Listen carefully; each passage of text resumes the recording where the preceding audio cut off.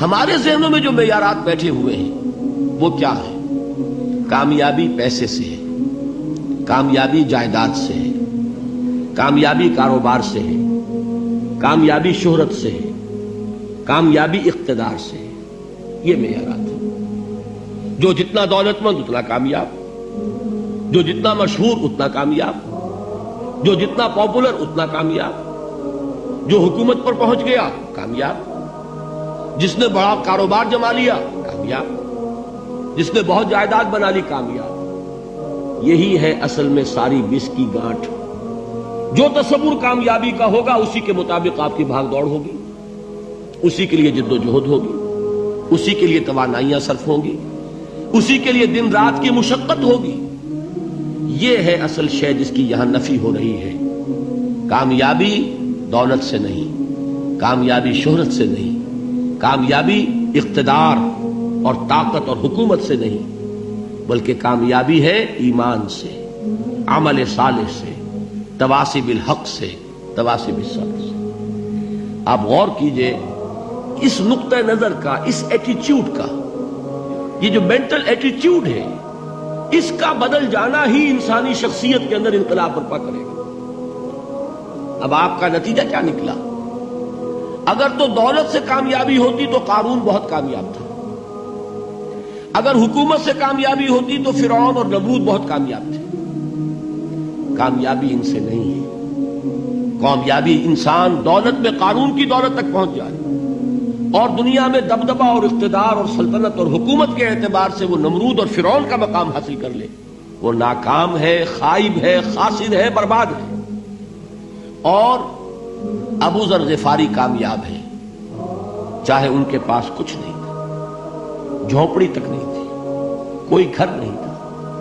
حضور نے فرمایا ہے اللہ کے کچھ بندے ایسے ہوتے ہیں جو کسی محفل میں جانا چاہیں تو انہیں اجازت نہ ملے، جو کہیں اگر رشتہ کرنا چاہے کوئی ان سے رشتہ کرنے کو تیار نہ، کہیں کوئی سفارش کرنا چاہے تو ان کی کوئی بات ہی نہ سنے. لیکن اللہ کے ہاں ان کا وہ مقام ہے کہ اگر بھولے سے بھی کسی بات پر قسم کھا بیٹھتے تو اللہ ان کے قسم کی لاج رکھتا ہے. یہ ہے فرق. یہ جان لیجیے اچھی طرح.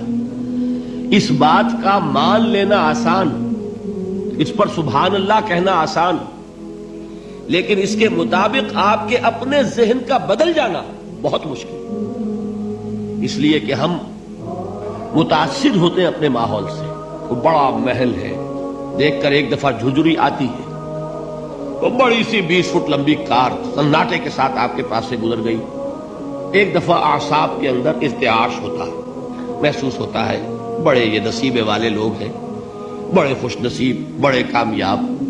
حالانکہ کچھ معلوم نہیں کہ یہی سب سے بڑی بد نصیبی ہو سکتا ہے کہ یہی سب سے بڑی ناکامی ہو. اگر ذہنوں میں یہ بات بیٹھ جائے کامیابی کس شے سے. یہی وجہ دیکھیے قرآن مجید میں بارہا آپ دیکھیں اولئک ھم المفلحون، یہ ہے لوگ کامیاب ہونے والے. آج یہ آپ نے نماز میں وہ آیات سنی، یا ایھا الذین آمنوا ارکعوا واسجدوا واعبدوا ربکم وافعلوا الخیر لعلکم تفلحون. اے ایمان والو، رکوع کرو، سجدہ کرو، اپنے رب کی پرستش اور بندگی کرو اور اچھے کام کرو تاکہ تم کامیاب ہو جاؤ. تو کامیابی کن چیزوں سے ہے؟ یہ ہے سب سے بڑا سبق. یہ ہمارے دل میں اگر بات بیٹھ جائے، ٹھک جائے، تو زندگی بدل جائے گی. صبح و شام بدل جائیں گے، نقشے بدل جائیں گے، بھاگ دوڑ کا رنگ بدل جائے گا، ویلیو سٹرکچر بدل جائے گا. آج وہ ایک چیز نہایت اہم نظر آ رہی ہے، کل نہایت غیر اہم نظر آئے گی.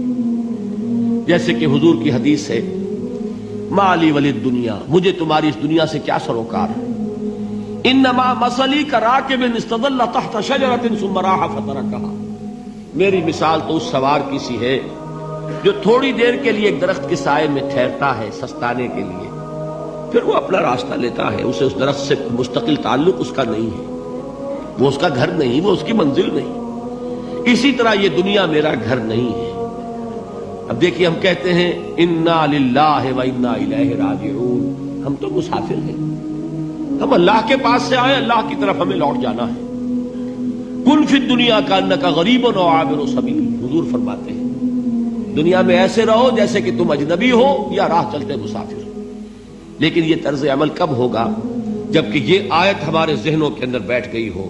والعصر ان الانسان لفی خسر الا الذین آمنوا وعملوا الصالحات وتواصوا بالحق وتواصوا بالصبر. یہ ہے اصل بات جو میں نے عرض کیا تھا کہ میں بتاؤں گا صحابہ کیوں ایک دوسرے کو یاد دلاتے تھے. اس لیے کہ دیکھیے جیسے برف باری اگر ہو رہی ہو، آپ باہر نکلیں گے تو برف آپ کے کپڑوں پر جم جاتی ہے نا، تو آپ جھٹکتے ہیں کپڑوں کو تاکہ برف ہٹ جائے. ہمارے ایمان پر اس دنیا میں رہتے ہوئے جب ہم متاثر ہوتے ہیں ماحول سے تو گردہ آ جاتا ہے، برف پڑ جاتی ہے، اس کو جھٹکتے رہنے کی ضرورت ہے. اور وہ جھٹکنے کی بہترین اور مؤثر ترین شکل یہی ہے کہ یاد رکھو کامیابی ان چیزوں سے نہیں ہے. چمک دمک جو ہے دنیا کی، یہ ساری چمک دمک جو تمہیں رجھا رہی ہے، جو تمہیں اپنے اندر گم کیے ہوئے، یہ لفظ گم پر اقبال کا وہ شعر یاد آ گیا کہ کافر کی یہ پہچان کے آفاق میں گم ہے، اور مومن کی یہ پہچان کے گم اس میں ہے آفاق. تم گم نہ ہو کر رہ جاؤ، اس میں مبہوت نہ ہو کر رہ جاؤ، مرعوب نہ ہو کر رہ جاؤ. دنیا ہی کی محبت تمہارے اوپر ڈیرے نہ ڈال دے، تمہارے دلوں کے اوپر مسلط نہ ہو جائے.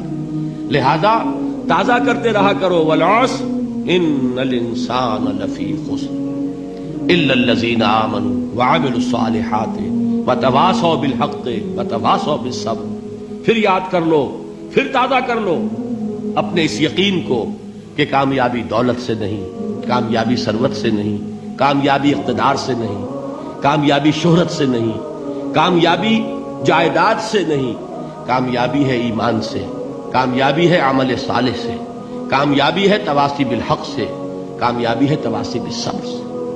یہ چار چیزیں ہیں کہ جو کامیابی کے لوازم